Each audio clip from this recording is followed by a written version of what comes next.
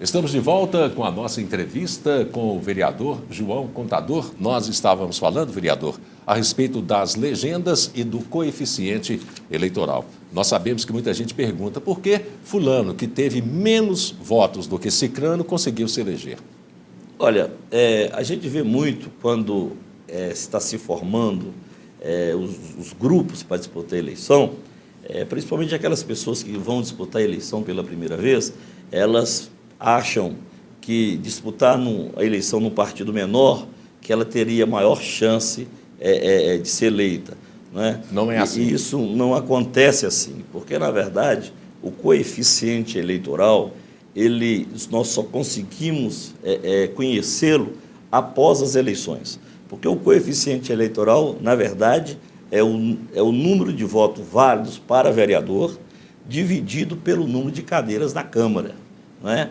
Então, por exemplo, em Pirapora, vamos considerar que nas eleições de outubro agora, que nós temos em Pirapora mais ou menos 39 mil votos. Vamos considerar, sendo otimistas, que 30 mil cidadãos, eleitores, votem, não é, para vereador.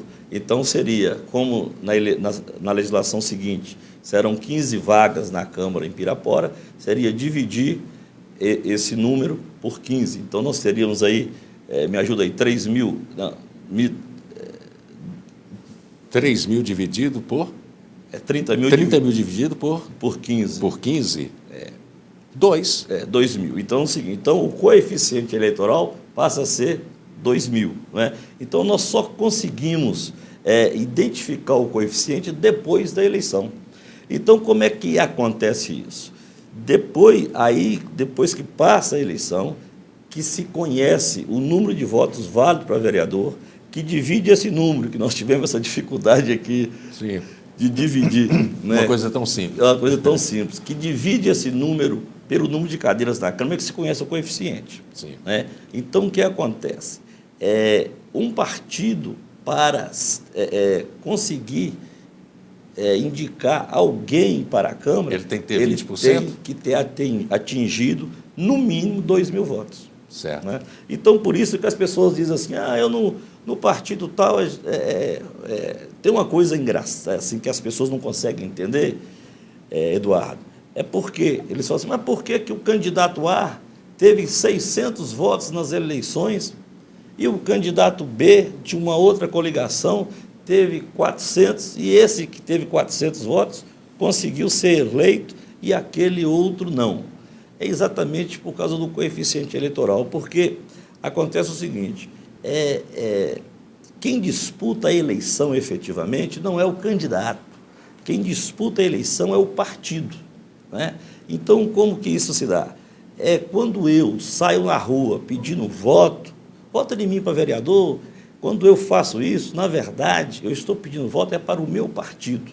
Quem disputa a eleição são os partidos. O mandato pertence ao partido?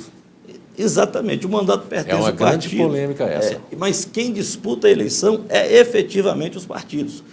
Então, o que acontece? Quando o partido não consegue fazer a legenda, ou seja, não consegue atingir esse coeficiente eleitoral, não importa.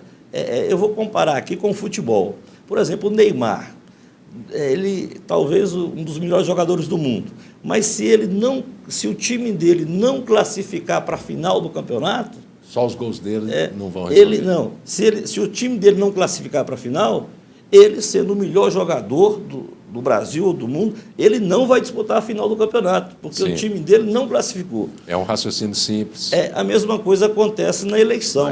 Por exemplo, se o coeficiente eleitoral, partindo daquele nosso exemplo, é de 2 mil votos, nós tivemos numa coligação um candidato que teve 1.000 votos, mas os outros colegas dele de partido não somaram 2 mil. Não somaram 2 mil, ele, embora possa até ter sido o mais votado da eleição individualmente, mas, infelizmente, aquele partido não atingiu o mínimo, aquele partido, se for comparar com o futebol, não classificou para as finais, e então esse partido não vai ter o direito de indicar nenhum nome para a Câmara Municipal, nenhum representante para o Poder Legislativo. E é por isso que acontece as pessoas, às vezes um candidato tem um número de votos expressivo e não conseguir eleger. Então, o que acontece? O importante, quando a pessoa vai escolher um partido para se candidatar, além da questão da filosofia do partido, da ideologia do partido, né, o bom é que ele esteja num partido em que tenha bons candidatos, para que esses candidatos possam ter votos, né, e ele ter voto também. Ele tem que torcer para que todos os colegas dele de partido ou da coligação sejam muito bem votados e que ele tenha mais votos do que os outros. Porque depois que o partido adquire o direito, por exemplo, o partido disputa a eleição. Na hora que acaba a eleição, aquela coligação, aquele partido, adquire o direito, por exemplo, de indicar 3 vereadores para a Câmara Municipal. Aí é nesse momento em que se volta para dentro do partido. Quem são os 3? Porque, por exemplo, o partido disputou a eleição com 20 candidatos. O partido conseguiu o direito de indicar 3 para a Câmara. Os mais bem votados vão. Quais são? Qual o critério? Aqueles mais bem votados dentro do partido ou da coligação. Agora, vereador, existe inclusive algumas reações na questão da coligação, porque para muitos políticos, para muitos candidatos, as coligações acabam afastando possibilidades que ele teria de se eleger sem as coligações. Procede esse receio? Olha, eu acho que todo candidato ele tem que trabalhar para se eleger e ele tem que trabalhar para ter muitos votos. Porque aqui, por exemplo, em Pirapora já aconteceu o contrário, sabe? Candidato deixar de ser eleito porque não foi feita uma boa coligação. Né? Porque uma coligação é se juntar forças. Né? Você pega 2 partidos que têm bons candidatos, né? Vamos supor que nós temos um partido que tem alguns bons candidatos, o outro tem alguns bons candidatos. Quando você junta força, não é? Porque a primeira coisa é você trazer os votos para a sua coligação, né? Para o seu partido. E depois você tem que brigar para que você tenha mais votos do que os seus colegas. Então é uma briga engraçada, é uma briga complexa, né? Você tem que torcer para os seus colegas e torcer para que você tenha mais votos que eles. Sim. Né? Então, essa é que é a grande dificuldade que existe na eleição, né? E as pessoas muitas vezes não conseguem entender isso. Aí dizem assim, mas por que não muda a lei?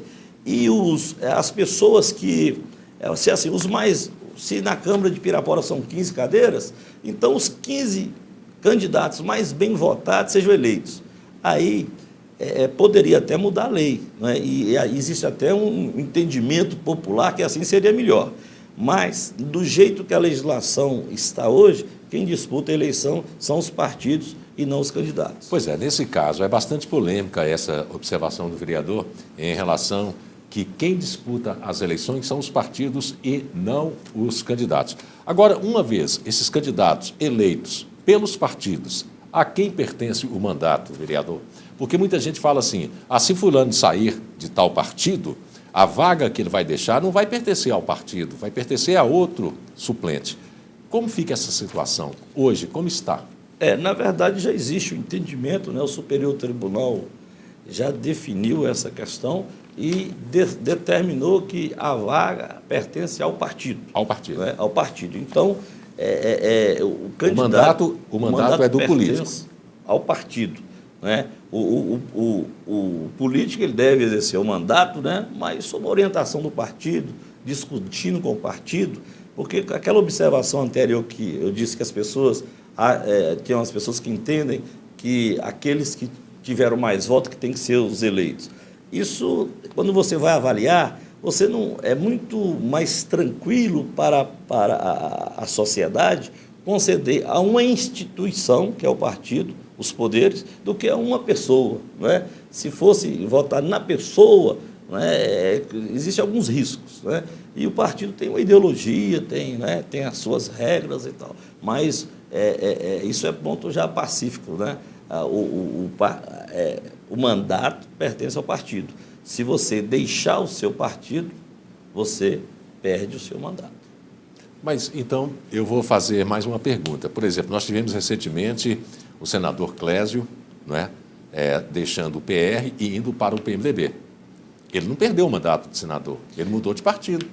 Olha, tem algumas hipóteses na lei que não contempla esse caso, algumas hipóteses que você pode mudar de partido. Se você sofrer se o parlamentar conseguir provar que ele sofre uma grave perseguição pelo seu partido, sabe? Justifica a transferência para outra agremiação. Outra situação, se ele sair do seu partido para criar um partido novo, também pode. Também pode. Tem mais outras duas situações que eu não me recordo, mas essas são as mais... Perfeito. Agora, para ele mudar de partido, ele deve consultar primeiro a Justiça Eleitoral, para que a Justiça Eleitoral possa declarar que aquele motivo é um motivo justo para que ele não perca o partido. Agora, quando a pessoa deixa o partido, existem duas situações. Vem a questão da infidelidade partidária. O Ministério Público deve denunciar, deve exigir que ele perca o seu mandato porque por foi infidelidade, infiel, ou então o interessado direto, né? O suplente, ele pode também entrar na justiça e pleitear a vaga daquele parlamentar considerado infiel. Certo. Bom, nós estamos conversando com João Batista Oliveira Neto, não é? Nós todos conhecemos como João Contador. Ele está trazendo para a gente essas preciosas informações a respeito da legislação eleitoral. Nós voltamos à nossa conversa com o vereador depois de um rápido intervalo.